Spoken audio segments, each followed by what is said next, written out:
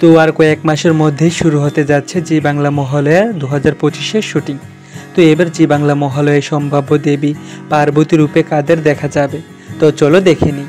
এবং সম্ভাব্য দেবী মহিষাসুর মর্দিনী রূপে কারা থাকবে এর উপরও ভিডিও বানানো আছে এই চ্যানেলে, এবং এই ভিডিওটি শেষে তোমরা পেয়ে যাবে। তো এবার 2025 জি বাংলায় দেবী পার্বতী রূপে যাদের দেখা যাবে বলে আপডেট এসেছে, তাদের মধ্যে প্রথমেই হলো অভিনেত্রী শ্রীপর্ণা রয়। তো এবার জি বাংলায় দেবী পার্বতী রূপে অভিনেত্রী শ্রীপর্ণা রায়কে দেখা যাওয়ার অনেক বেশি সম্ভাবনা রয়েছে। তারপর যে অভিনেত্রীর নাম সামনে এসেছে দেবী পার্বতী রূপে, তিনি হলেন অভিনেত্রী দিতিপ্রিয়া রায়। অভিনেত্রী দিতিপ্রিয়া রায়কেও এবার জি বাংলায় মহালয় দেবী পার্বতী রূপে অনেক দর্শকই দেখতে চাইছে। অ্যান্ড লাস্ট আরেকজন যে অভিনেত্রীর নাম সামনে এসেছে দেবী পার্বতী রূপে, অভিনেত্রী শ্বেতা ভট্টাচার্য।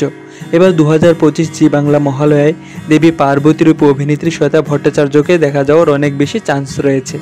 তো তোমরা কোন অভিনেত্রীকে এবার 2025 জি বাংলা মহালয়ায় দেবী পার্বতী রূপে দেখতে চাও তা অবশ্যই কমেন্ট করে জানাবে। এবং দেবী মহিষাসুর মর্দিনী রূপে কোন অভিনেত্রীকে তোমরা এবার দেখতে চাও তাও অবশ্যই কমেন্ট করে জানাবে।